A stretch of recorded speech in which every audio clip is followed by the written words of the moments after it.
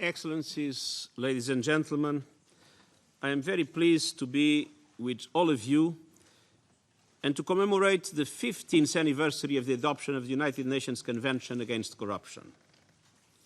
As member states and partners, our common objectives include preventing violent conflict, building peace and security, protecting human rights, and charting a path to sustainable development. If we are to make progress towards these priorities, we need a solid foundation of trust and accountability. As the President of the General Assembly just said, Sustainable Development Goal 16 calls for reducing corruption and bribery, strengthening the recovery and return of stolen assets, and developing effective, inclusive, and transparent institutions. This is a global appeal for fairness, a collective demand for justice.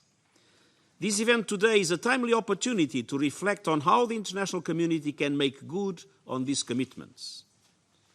Corruption affects developed and developing countries alike, and complicity knows no borders. Those who can least afford corruption suffer the most. It cripples economic development, stifles entrepreneurship, and deters investment. Society cannot function equitably and efficiently when public officials, from doctors to police, judges to politicians, enrich themselves rather than perform their duties with integrity.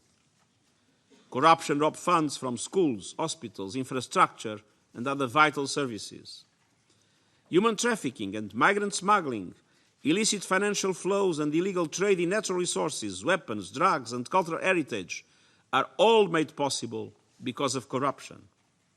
It fuels conflict, and when a hard-won peace is achieved, corruption undermines recovery. Corruption and impunity are corrosive, breeding frustration and fostering further corruption when people see no other way of achieving their goals. A sense of desperation before the real and perceived lack of opportunities also fuels the large movements of people seeking better prospects. And the lack of opportunities for young women and men, often exacerbated in corrupt societies, can feed into the cynical narratives of terrorists and violent extremists. The answer is to root out and eradicate corruption at all levels and restore trust where it has been lost. The role of the United Nations is crucial. There are several ways the organization can support member states to combat corruption, from sharing good practices to supporting the capacity of national anti-corruption institutions. The International Commission Against Impunity in Guatemala is a case in point. Excellencies, the UN Convention Against Corruption represents the fundamental recognition that corruption is neither an acceptable cost of doing business nor a necessary evil. It is a serious crime, simply unacceptable. Since its adoption, the Convention has achieved near global acceptance with 184 parties.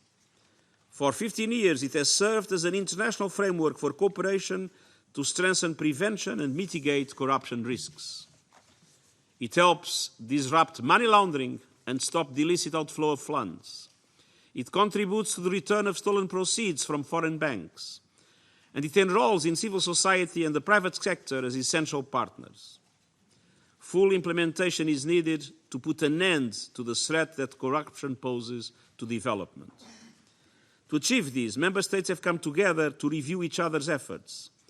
Such responses are critical to provide fair opportunities and facilitate investment, tackle transnational organized crime, prevent the unfair influence of powerful interests on governance, and safeguard civil and human rights. Yet, we will not achieve a lasting impact without the full engagement and support of the business and financial communities. And we need civil society, a free press, and young people to continue doing their valuable work in bringing to light corrupt practices and holding individuals, businesses, and governments to account. On this 15th anniversary, I urge you to use the Convention as a platform to mobilize political and popular support for the fight against corruption. It is the world's most agile instrument in the hands of the international community to achieve our common goals of good governance, stability, and prosperity. African countries have taken a leading role in moving this agenda forward in the last AU summit, and with measures as, for example, through anti-money laundering efforts in Nigeria and Tunisia, which have seen funds returned. If governments are serious about doing the best for their citizens, then pledges to promote integrity and clamp down on corruption must be more than campaign promises and words on paper. And millions will go to the polls this year with corruption high on their agenda. And I make an urgent call to our global leadership to take a moral stand and install a culture of integrity from the top down. It all begins with setting an example. By tackling corruption, governments can show they mean business. We must all do more, and the United Nations will continue to support member states every step of the way, from helping to engage and empower citizens in this fight to helping build and enhance institutions that can deliver on their promise. Thank you.